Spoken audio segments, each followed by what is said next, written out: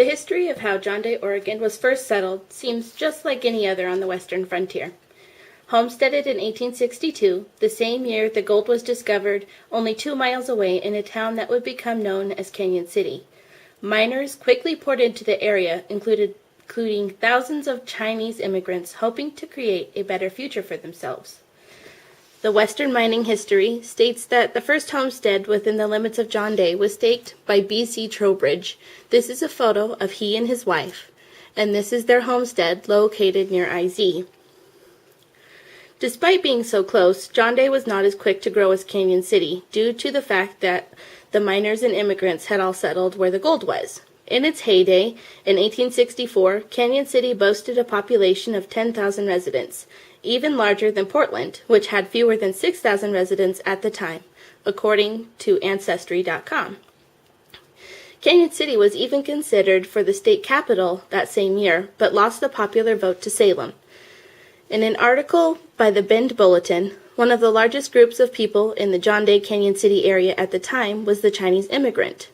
They left their homeland, which had been ravaged by war, famine, drought, and overpopulation, in hopes of finding their fortunes here in America. Many of the Chinese immigrants in eastern Oregon were in Canyon City, mining the gold from the tailings of the white prospectors left behind.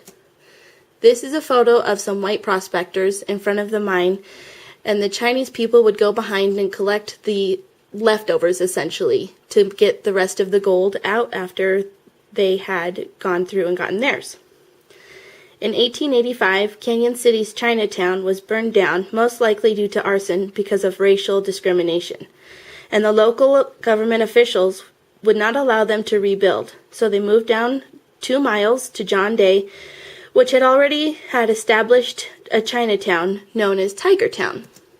This is a photo of Tigertown, and on the left hand of the photo you can see where the Kam Wah Chung Company would be. In this photo, it is currently a trade post. As the gold veins dried up, so did the population, and in 1887, when the friends and business partners Ng Doc Hay, who was a traditional Chinese herbalist, and he diagnosed the people with what he called pulse signals, and Lung On, a business entrepreneur that ran the business of Kam Wah Chung, which in English translates to the golden flower of prosperity. He also became the first person to open a car dealership in Oregon. The Kam Wah Chung and Company quickly became a library and spiritual center, as well as the general store, doctor's office, boarding house, and on the occasion it was clandestinely a opium den. By 1910, fewer than 100 Chinese residents were left in John Day. However, both Lung On and Ng Hay chose to stay in their newfound home and continued to run their business, and were respected members of the community by both Chinese and whites. They passed away in 1940 and 1952. A legacy of perseverance and ingenuity of the Chinese immigrants in the face of racial discrimination and loss are celebrated to this day.